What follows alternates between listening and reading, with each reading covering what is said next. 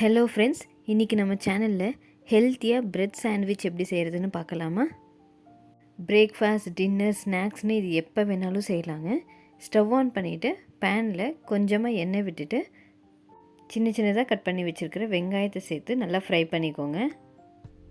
வெங்காயம் colour change ஆனதும் cut பண்ணி வச்சுருக்கிற தக்காளி, பீன்ஸ், துருவி வச்சுருக்கிற கேரட், சௌச்சவை சேர்த்திக்கோங்க. உங்களுக்கு எந்த வெஜிடபிள்ஸ் பிடிக்குமோ அதை எல்லாத்தையும் சின்ன சின்னதாக கட் பண்ணி சேர்த்திக்கோங்க.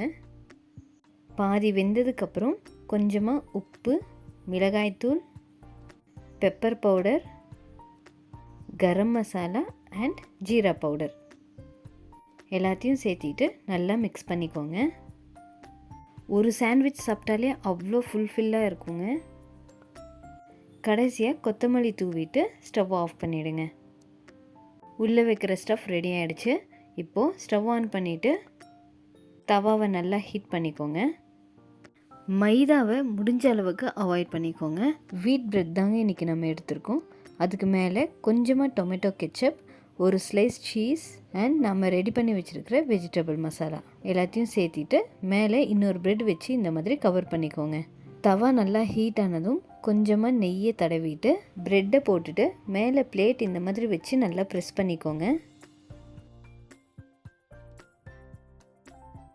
ஒரு பக்கம் வெந்ததும் இன்னொரு பக்கத்துக்கும் இந்த மாதிரி நெய்யை தடவிட்டு ப்ரெட்டை திருப்பி போட்டுக்கோங்க. இந்த மாதிரி நம்ம ப்ரெஸ் பண்ணும்போது சீஸ், வெஜிடபிள் எல்லாம் ஒன்றா இருக்கும். ஸோ சாப்பிட சூப்பராக இருக்கும் டேஸ்ட்டு. அவ்வளோதாங்க, ரெடி ஆகிடுச்சு. பசங்களுக்கு செஞ்சு கொடுங்க, திரும்ப திரும்ப கேட்பாங்க. இதை செய்கிறதுக்கும் ரொம்ப டைம் எடுக்காதுங்க. ஸோ கண்டிப்பாக ட்ரை பண்ணி பாருங்கள்.